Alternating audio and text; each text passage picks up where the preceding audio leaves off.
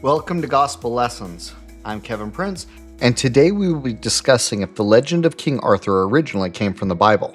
Joining me is Bruce Porter, a renowned scholar with degrees in ancient Near Eastern and Middle East studies, specializing in Semitic languages and religious history. This episode is sponsored by Go and Do Travel.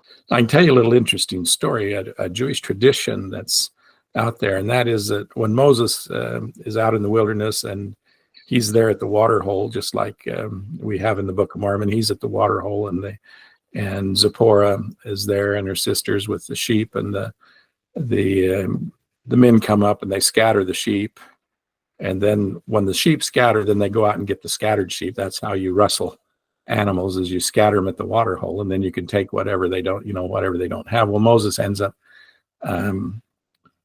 gathering the sheep and talking to Sephora afterwards, and he basically says, and I'll put it in a vernacular that we're familiar with. Moses says, "Well, how about going out on a date? I understand there's a stake dance this weekend." And Sephora says, "Well, I'd really like to go with you, but anytime that anybody comes to date me, my father, there's this staff in the backyard, in the stone back there. There's a staff in the stone, and my father asks anybody who wants to date me if they pull out the staff, and when they do, they end up dying." And so Moses says, "Show me the staff." Well, the staff always represents priesthood authority, just like we have with the story of Judah and Tamar.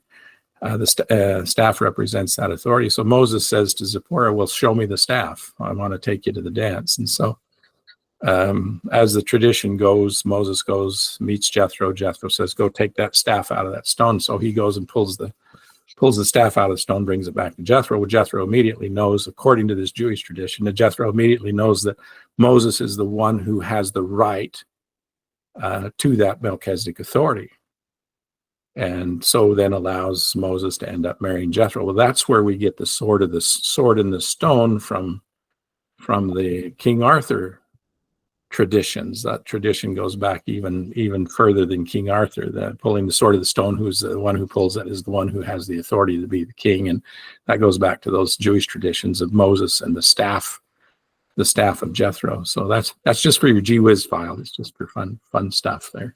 That's fascinating, Bruce. Thanks for sharing. Thank you, Kevin. Thanks for joining us today. If you think somebody else would find this interesting, please share it. And thanks for watching.